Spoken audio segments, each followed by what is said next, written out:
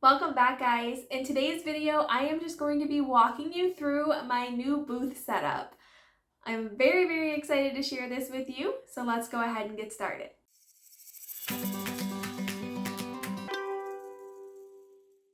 Alright, so for about a year now, I have been wanting to rent out a booth space in one of the vendor malls here locally, and I just haven't found one that felt right or that I felt like my stuff had a good fit, and a little nervous about jumping into this. It's something new for me and worried obviously about not doing well and just all of these different things, and timing kind of just lined up. I had just finished up a craft fair that went horribly. We had crazy winds come through, blew over my tent, my tables, broke a lot of my stuff.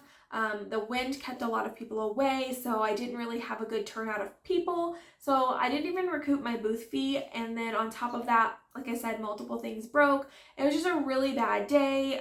We didn't have a tent, so sunburned, windburnt, like just one of those days that makes you stop and rethink everything, and finally pushed me in the direction to look into getting a booth set up.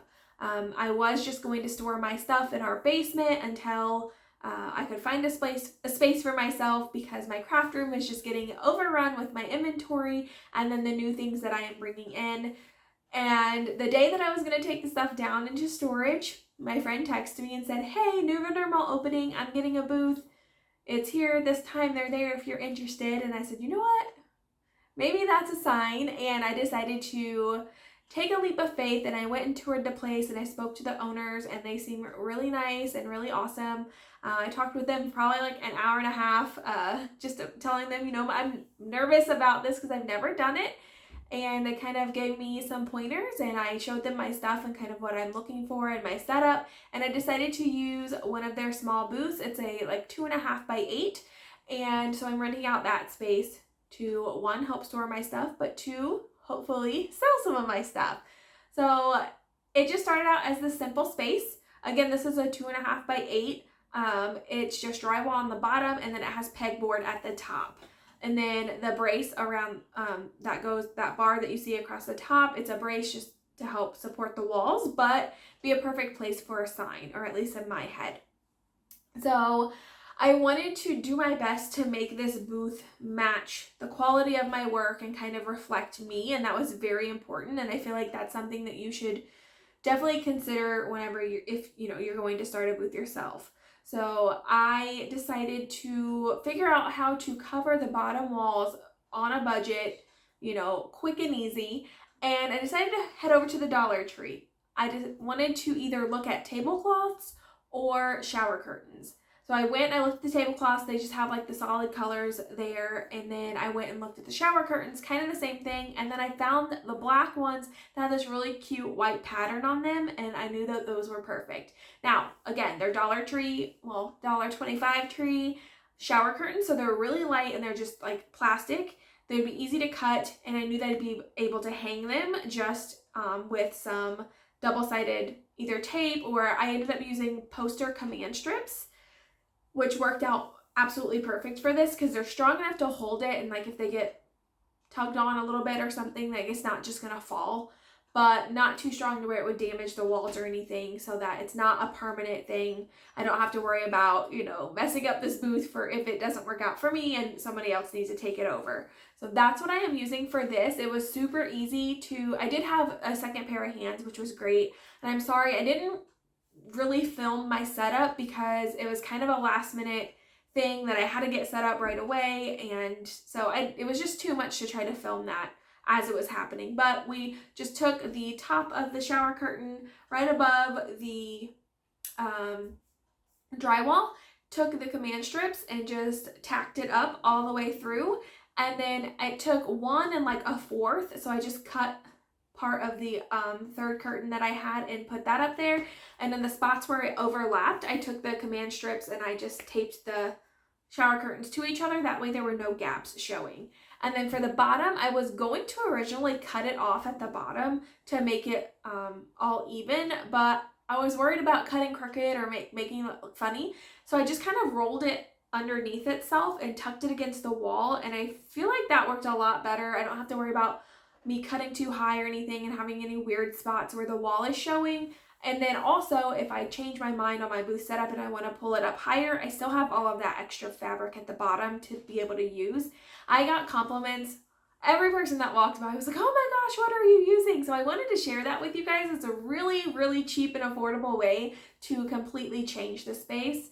And then I'm using 2 of my folding shelves. Now you can buy these online. I have linked these shelves linked in my affiliate links, but my suggestion to you is to keep an eye out at your local thrift stores for the folding shelf type things. That's the best. That's the ones that I prefer because I can lay them flat and still put stuff in my car on top of them. But if not, like if you're just doing a booth that's gonna sit there, then you can go to your local thrift stores, find a cheap bookshelf and just give it a good painting, and then you can have something that's more permanent and sit there without having to break your bank. So that's what I did. And then I have the 2 right angled, they're these white like metal L-shaped shelf braces. There we go. Sorry, my words. And then from my scrap wood pile, I pulled out this long board and I cut it down to 6 feet and I attached that to the wall just to give me a shelf to set some stuff onto, and then I hung everything around it. Now I went to my local hardware store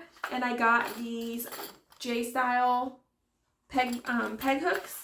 They make all kinds of different shapes. I got each of these, like the smaller one, this was 10 pieces for $2. This was 8 for $2. For me, this works best for my style because a lot of my stuff needs to hang flat on the walls. And it gives you plenty of room and nice and sturdy to hold big items, but also a smaller hook if you have, you know, something that when you hook onto it, it needs to stay close to the piece. And then if it didn't work like that, then I was also able to hang like 2 of them and then set the thing on top of it like a little shelf type situation. So that's how I put everything in my booth. Take in consideration your styling. Use up every inch if you can. Like I have a very small space and a lot of product. So for me, it was really important to build everything up and make sure that it was nice and balanced. A lot of my stuff is pretty neutral because I make it so that people can fit it into any area or any style of home. So I wanted to make sure I had pops of color and some greenery and some flowers and that kind of stuff. It was important to me also to have my name on there, so Crafting with Candace. So I made a little sign up for the top to go cover that brace and make it look better, but also to point them to my YouTube channel. I also have my card on a little easel and a basket of my cards so people can pick up and take them with them. And just make it easy access so they have all of my information if it's needed. Like I said, the most important thing is to just make sure it reflects you. Make it pretty, make it inviting, don't overcrowd it. If you do have a full booth, you want people to be able to walk into it without worrying about knocking something over or feeling overwhelmed because they have to pick through things to see what you have. Less is more sometimes, so fit everything that you can, but make sure people can see what items you have without digging through things. And if they have to dig through things, they're more likely to break something. But also, you know, once they buy things, you can refill the inventory instead of people not coming into your booth at all because it's overwhelming. There's too much. They don't want to dig and put in that extra work to find what they're looking for. Again, this is my first time having a booth, but my family, we every year, I haven't been able to go in a couple of years, but every year for forever, it's my granny's tradition, is we do a girls' day and we go to the vendor malls, we go to the flea markets, we go to yard sales, we do all of that stuff. And I know I can tell you that we're not going to go into that super stuffy, overcrowded booth because that's just too overwhelming. There's too much going on there. We want to be able to see things and look. So that's just a personal preference, but I do think it holds true for most people. So keep that in mind. But yeah, I'm very, very excited. The vendor mall that I am in opens up not this weekend but the following weekend, so it's not open yet. I have no information as far as like sales or like how any of that goes. So if you're looking for that kind of information, I don't really know. I can tell you, like, if you're looking into a place, make sure you can go tour it, see what else is around there, you know, ask them, you know, what spaces do you have available, how much is it a month, how am I paying for that, how am I getting paid. Like, The one that I'm in, they use an app. It's specifically for vendor malls. They use an app. You do all of your login and everything, and then I can pull it up on my phone to see if I have any sales. I can see, they'll put in, like, if I write on the tag a small little description, the price, my booth number, whatever, they'll put that in there. So I know what items sold. I know how much of it sold. So then I don't have to go as frequently to see what I need to restock because I know what's gone. I know how much space I have. Now, you still want to check in and make sure, because things will be shifted and moved around. You still want to check in, make sure it looks nice, make sure someone hasn't picked something up and walked to another booth and set it down, and kind of do that kind of upkeeping. But I'm really excited to have electronic kind of track of what all is going to be in my booth. Now, again, I'm brand new to this. This is my first booth. I've done a lot of craft fairs, but craft fairs aren't vendor malls and they're not booths. So this is just kind of my setup, where I started with just this blank slate, what I created, and I'll give you my final look. So hopefully it can inspire you with some ideas of how to set up your booth. My local hardware store also had like pegboard baskets, so you can buy baskets to go on if you have, like, so say you make soaps and that kind of stuff. So there's a lot of options out there, and hopefully they don't break your bank. Again, I used the peg, these are what I bought, and then the shower curtains for the bottom, and then the rest is just scrap stuff that I happen to have laying around. Now, I understand that I have a lot of stuff laying around that most people wouldn't, but I assume if you're going into a booth with the crafty kind of stuff, you can be crafty and DIY shelves and things just like me, because I'm sure you have a hoard of things laying around that would be beneficial. So that's my advice to you, is use what you have. For the bottom, it was just plain concrete.